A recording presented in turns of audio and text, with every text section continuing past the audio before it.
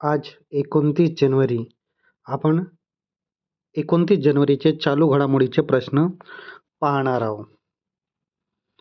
28 जानेवारीला अत्यंत दुःखद घटना. महाराष्ट्र राज्याचे उपमुख्यमंत्री अजितदादा पवार आणि त्यांच्यासोबत असलेले सहकारी यांचे विमान दुर्घटनेत निधन झालेलं आहे. महाराष्ट्राचे दादा ला एक भावपूर्ण श्रद्धांजली क्वालिटी स्टडी अकॅडमीच्या माध्यमातून. तुमचे प्रत्येक शब्द, प्रत्येक कृती महाराष्ट्राच्या विकासासाठी होती. तुमच्या नेतृत्वाखाली जनसामान्यांना न्याय मिळाला. तुमच्या स्मृतीला त्रिवार वंदन. आपले महाराष्ट्र राज्याचे उपमुख्यमंत्री अजितदादा पवार यांना क्वालिटी स्टडी अकॅडमीच्या माध्यमातून भावपूर्ण श्रद्धांजली. आता विद्यार्थी मित्रांनो, आपण याआधी विचारला गेलेला प्रश्न 2026च्या वर्षासाठी कोणत्या राज्याचे पोलिसांना राष्ट्रपती police colours president police colour पुरस्काराने सन्मानित करण्यात आलं? तर ती होती सिक्कीम पोलीस. म्हणजे ऑप्शन क्रमांक 2 आपला बरोबर उत्तर होता. आता विद्यार्थी मित्रांनो, आपण आजचे प्रश्न पाहूया. इंद्रजीत सिंग बिंद्रा यांच्या अलीकडे निधन झाला. ते कोणते संस्थाचे अध्यक्ष होते? तर ते BCCI यांचे अध्यक्ष होते या संस्थाचे. तर ऑप्शन क्रमांक 2 आपला बरोबर उत्तर राहील. त्यानंतर पुढला प्रश्न. पुरुष हॉकी इंडिया लीग 2025-26च्या फायनलमध्ये कलिंगा लॉन्चर्सने कोणत्या संघाचा पराभव करून विजेतेपद पटकावलं?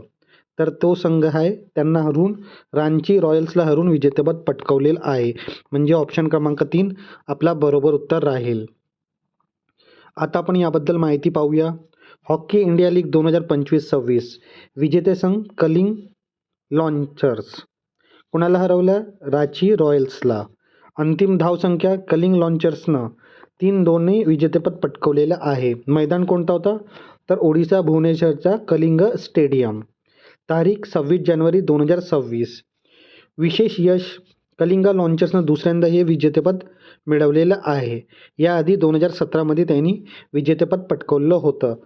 सामन्याचे वैशिष्ट्य: अलेक्झांडर हेड्रिक्सने कलिंगा लॉन्चर्ससाठी 2 महत्त्वपूर्ण गोल केले. त्यानंतर पुढला प्रश्न. विली रिचर्स हीरोज प्राईज 2025 जिंकणारे पहिले भारतीय कोण बनलेले आहेत? तर ते आहेत डॉक्टर चंद्रकांत लहरिया. म्हणजे ऑप्शन क्रमांक 3 आपला बरोबर उत्तर राहील. त्यानंतर पुढला प्रश्न.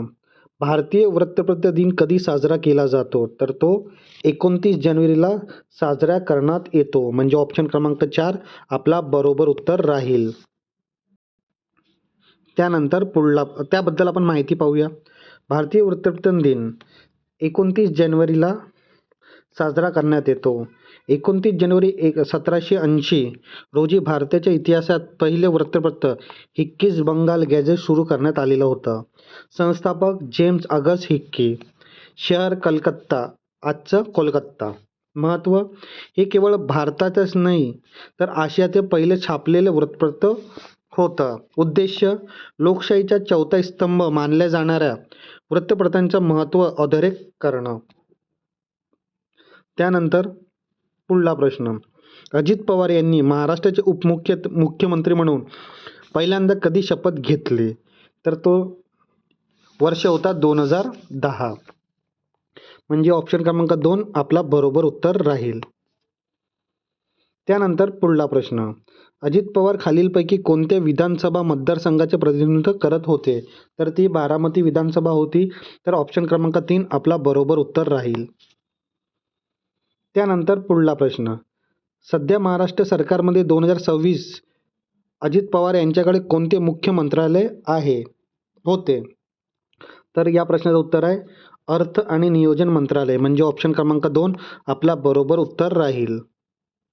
त्यानंतर पुढला प्रश्न. अजित पवार यांनी आपल्या राजकीय कारकिर्दीची सुरुवात कोणत्या संस्थेच्या अध्यक्षपदापासून सुरू केलेली होती? तर ते पुणे जिल्हा मध्यवर्ती सहकारी बँक PDCC याच्याद्वारे त्यांनी सुरुवात केलेली होती. म्हणजे ऑप्शन क्रमांक 1 आपला बरोबर उत्तर राहील.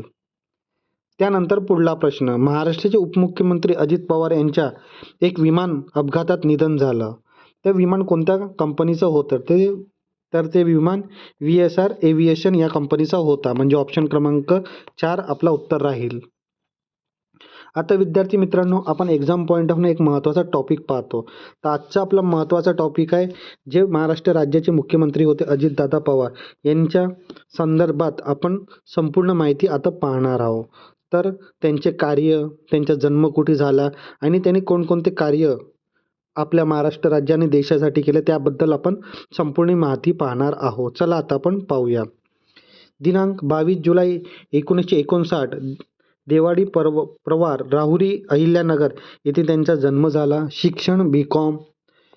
त्यांना कोणकोणती भाषा येत होती? मराठी, हिंदी, इंग्रजी. पत्नी सुनेत्रा अजित पवार. मुले पार्थ आणि जय पवार. मतदारसंघ 201 बारामती जिल्हा पुणे. छंद क्रिकेट, टेनिस. आता त्यांनी विधानमंडळ आणि संसदेत केली कारकिर्दीला आपण पाहूया. जून 1991 मध्ये प्रथमच बारामती लोकसभा मतदारसंघातून लोकसभेवर निवडून गेले. अवघ्या 1.5 महिन्यात त्यांनी आपले शरद पवार यांच्यासाठी खासदारकीचा राजीनामा दिला. सप्टेंबर 1991 मध्ये बारामती मतदारसंघातून विधानसभेवर निवडून गेले. त्यानंतर 1995, 1999, 2004, 2009, 2014, 2019 आणि 2024 असे सलग 8 वेळा विधानसभेवर ते निवडून गेले. त्यांनी केलेले इतर कार्य आणि जबाबदारीबद्दल आपण माहिती पाहूया. विश्वस्त विद्या प्रतिष्ठान बारामतीचे ते संचालक आहेत आणि वसंतदादा शुगर इन्स्टिट्यूटचे पण ते संचालक होते. रयत शिक्षण संस्थाचे पण ते संचालक आहेत आणि महाराष्ट्र राज्य सहकारी बँक मुंबईचे पण संचालक आहेत. महाराष्ट्र राज्य सहकारी साखर कारखाना यांचे संचालक आहेत. महानंदा यांचे पण संचालक आहेत. अध्यक्ष महाराष्ट्र राज्य खो खो असोसिएशन ऑगस्ट 2007 ते 23 जुलै 2018 पर्यंत अध्यक्षपद भूषवलं. पुणे जिल्हा शिक्षण मंडळ सप्टेंबर 2006 पासून त्यांनी अध्यक्षपदी होते ते. महाराष्ट्र ऑलिम्पिक असोसिएशन मार्च 2001 पासून अध्यक्ष. महाराष्ट्र राज्य कबड्डी असोसिएशन सप्टेंबर 2005 ते मार्च 2013 आणि जुलै 2024 पर्यंत अध्यक्ष. त्यानंतर मंत्रालयाचे कार्यभारी राज्यमंत्री, कृषी, फलोद्यान आणि ऊर्जा, जलसाधारण आणि ऊर्जा आणि नियोजन मंत्रालय. मंत्री होते ते पाटबंधारे, कृष्णा खोरे व कोकण पाटबंधारे महामंडळाचे. फलोत्पादन, ग्रामीण विकास, पाणी पुरवठा आणि स्वच्छ या मंत्रालयाचे मंत्री होते. त्यानंतर पाटबंधारे, कृष्णा खोरे आणि कोकण पाटबंधारे मंत्रालय जुलै 2004 ते नोव्हेंबर 2004 यापर्यंत ते मंत्री होते.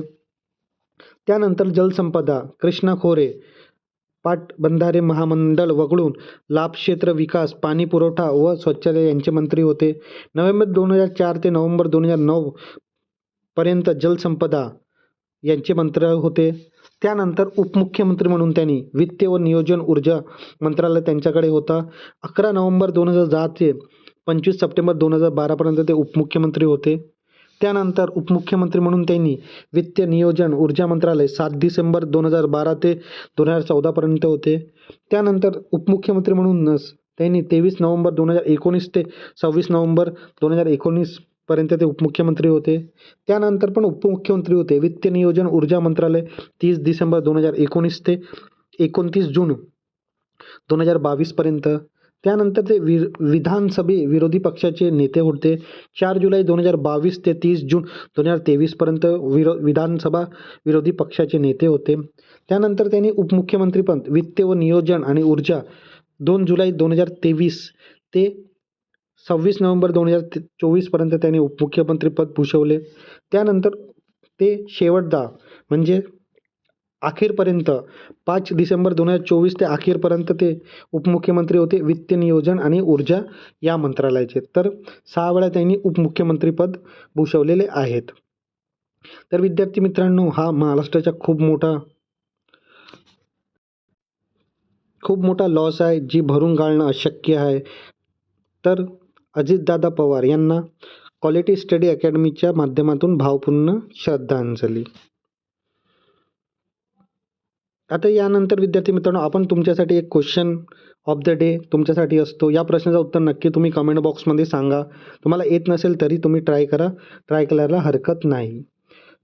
400 ग्रँड स्लॅम एकेरी सामना जिंकणारा जगातला पहिला टेनिसपटू कोण ठरलेला आहे? तर तुमच्या सामने ऑप्शन आहे विद्यार्थी मित्रांनो. ऑप्शन क्रमांक 1 रॉजर फेडरर, ऑप्शन क्रमांक 2 राफेल नडाल, ऑप्शन क्रमांक 3 नोवाक जोकोविच आणि ऑप्शन क्रमांक 4 कार्लोस अल्कराज. तर तुम्ही या प्रश्नाचं उत्तर नक्कीच कमेंट बॉक्समध्ये सांगा विद्यार्थी मित्रांनो. येत नसेल तरी काही हरकत नाही ट्राय करायला. यानंतरच्या व्हिडिओमध्ये आपण याबद्दल माहिती पाहणारच आहोत. आता विद्यार्थी मित्रांनो, आपण आपल्या क्वालिटी स्टडी अकॅडमीच्या माध्यमातून जी ही चालू घडामोडीची सिरीज घेत आहोत, हे सिरीज तुम्हाला कशी वाटत आहे नक्की कमेंट बॉक्समध्ये सांगा. जर तुम्हाला आवडत असेल तर नक्की लाईक करा, शेअर करा आणि आपल्या चॅनलला सबस्क्राईब करायला विसरू नका. धन्यवाद.